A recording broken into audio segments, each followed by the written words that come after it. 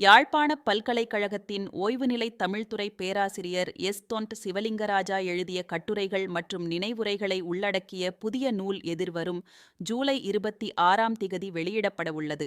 இலங்கை தமிழர் கழகத்தின் வெளியீடாக வெளிவரும் இந்த நூலை தென்கிழக்கு பல்கலைக்கழக பேராசிரியர் கலாநிதி ரகுபரன் தொகுத்து வெளியிடவுள்ளார். Blue ocean group of companies இலங்கையின் வளர்ச்சியோடு உங்கள் வாழ்க்கையையும் உயர்த்துகிறோம்.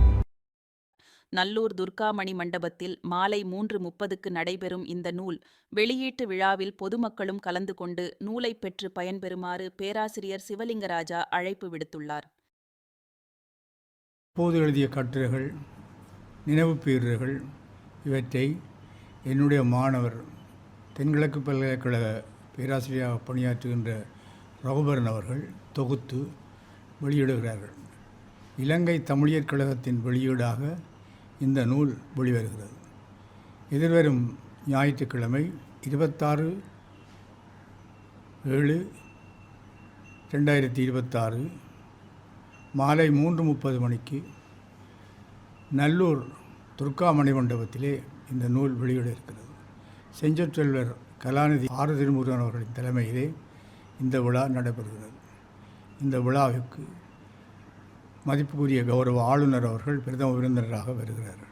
அவரோடு இந்திய துணை தூதுவர் ஸ்ரீமான் சாய்முரளி அவர்களும், யாழ்ப்பாண அரசாங்க அதிபர் அவர்களும், யாழ்ப்பாண பல்கலைக்கழக துணைவேந்தர் அவர்களும் பலர் விருந்தினர்களாக கலந்து கொள்கிறார்கள். 450 பக்கம் அளவிலே வருகின்ற இந்த நூல் மிகவும் பிரயோசனமான பல்வேறு விடயங்களை உள்ளடக்கியதாக இருக்கிறது. இவற்றில் பெரும்பாலான கட்டுரைகள் யுத்த காலத்திலே எழுதப்பட்டவை. யுத்த காலத்தில் எழுதப்பட்டபடியால் அந்த காலத்து சூழ்நிலையை மனம் வைத்து அந்த நூலை படிப்பவர்கள் பார்த்துக்கொள்வது நல்லது. யாழ்ப்பாணத்து வாழ்வியல், இலக்கியம், பண்பாடு, ஆளுமைகள் என்ற உபதலைப்புகளிலே இந்த நூல் அமைகிறது.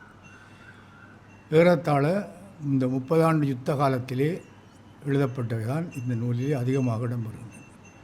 அடுத்து வருகின்ற நூலிலே அதுக்கு பின்னர் எழுதிய கட்டுரைகள் வரும் என்ற பக்கங்கள் அதிகரித்து விட்டன. இந்த வகையிலே இந்த நூலை படித்து எல்லோருக்கும் பயன்படக்கூடிய வகையிலே நாம் எழுதியிருக்கிறோம்.